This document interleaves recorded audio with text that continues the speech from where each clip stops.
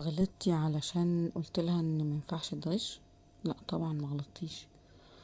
علشان احنا ما تربيناش على فكرة السعي، احنا تربينا على فكرة النتيجة. ان النتيجة اللي في الاخر، الدرجات اللي في الاخر، شوية في المية اللي بيقولنا في الاخر، هم دول اللي بيحددوا انا تعبت قد ايه. مش صحيح، خصوصا في مجال الغش المفتوح جدا واللي الامهات بتساعد بيه. هي تفرق عن صاحبتها كتير قوي، تفرق عن صاحبتها عند ربنا سبحانه وتعالى. وده المطلوب وده الهدف. احنا في الدنيا دي مش علشان ثانوية عامة، مش علشان جامعة، مش علشان درجات. احنا في الدنيا دي علشان كل حاجة بنعملها في الدنيا دي متسجلة، وهناخد جزائها في الجنة، هناخد جزائها يوم القيامة عند ربنا سبحانه وتعالى. فلو احنا ربطنا ولادنا بهدفنا في الجنة وهدفنا في الآخرة، هيبقى الموضوع بالنسبة لنا سهل. انما طول ما احنا باصين الحتة الضيقة بتاعت ايه، انك لما تدخلي ثانوية عامة هتجيبي درجات ما، فلازم تدخلي كلية قمة، فلما تطلعي من كلية القمة تشتغلي وتفضلي مش عارف تتجوزي فلان الفلاني اللي معاه مش عارف كلية قمة برضو، ونبدأ وهكذا وهكذا وهكذا. انا عملت ايه في ديني لديني علشان خاطر اروح لربنا سبحانه وتعالى قبله؟ من كتر ما احنا حبينا الدنيا وشوفنا الدنيا دي اعظم حاجة واهم حاجة، بقينا مركزين فيها قوي، ونسينا ان احنا دورنا هنا عشان هناك مش عشان هنا. احنا اللي بنبنيه هنا عشان هناك. البنت اللي غشت في الامتحان ونجحت وجابت درجات اعلى من صاحبتها اللي ذاكرت واجتهدت، هي عند الله عز وجل اقل بقليل في الدرجات عند الله عز وجل. انا مكانتي ايه عند ربنا هو ده اللي هيفرق. لا مكانتي عند الناس تفرق، ولا درجاتي في الثانويه العامه تفرق، ولا درجاتي في الجامعه تفرق. مجهودي اللي انا عملته هو ده اللي يفرق عند ربنا سبحانه وتعالى. فكره ان انا الناس نجحت واصلا انا اللي اجتهدت وانا اللي عملت، ما هو انا ما كنتش بجتهد وبذاكر علشان خاطر النتيجة بس.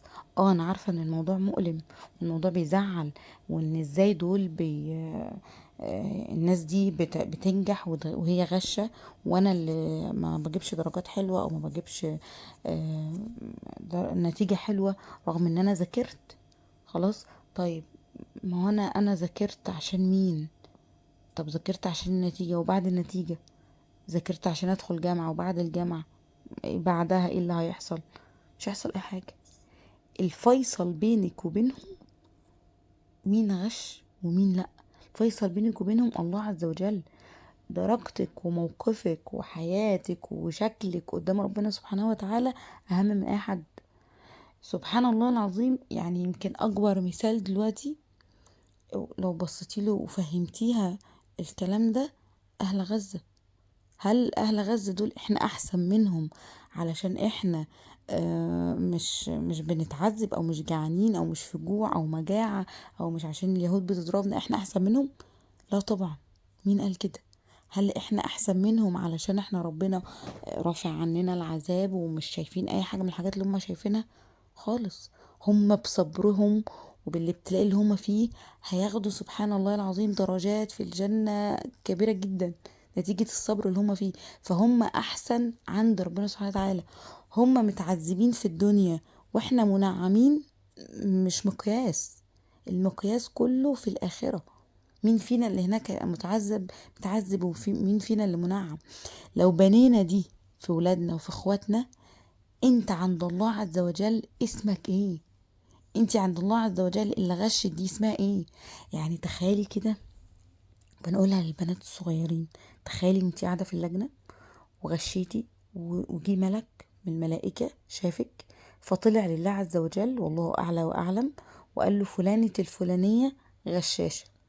انتي متخيلة اسمك بقى في أعلى عليين الغشاشة؟ هل ده يساوي انك تجيبي حتى 100% في النتيجة؟ والله ما يساوي، ولا يسوى أي حاجة.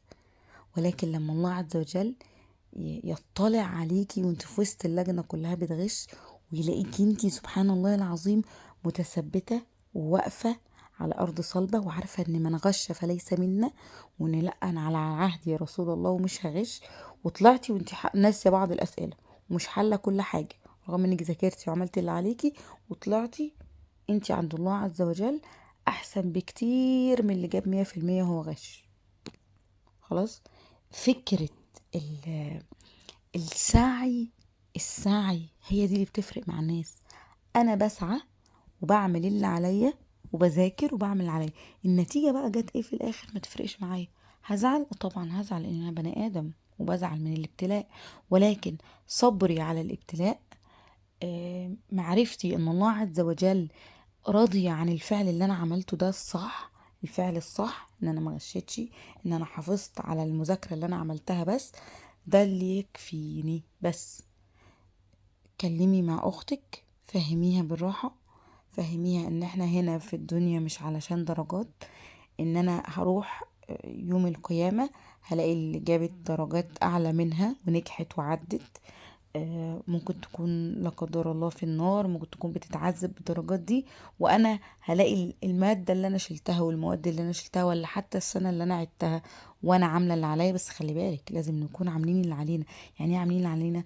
يعني جايبين اخرنا في المذاكرة، يعني عملت كل اللي عليا، توكلت على الله عز وجل، دعيت الله عز وجل، حافظت على الفروض بتاعتي، ثم ذاكرت اللي عليا ورحت الامتحان، جبت الشوية اللي انا حافظاهم واللي انا ذاكرتهم في الامتحان وكتبتهم، وخلاص على كده.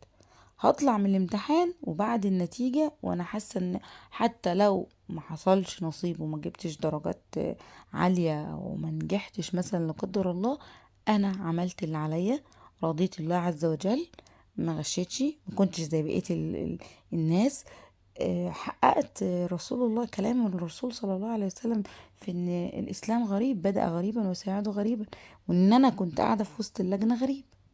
ما يهمنيش بقى ان كله بيغش، ما يهمنيش. الرسول صلى الله عليه وسلم اخبرنا ان في زمن هيجي على الناس هتكون الناس كلها ماشية في سبيل الباطل، وبعض الناس هم اللي ماشيين في سبيل الحق.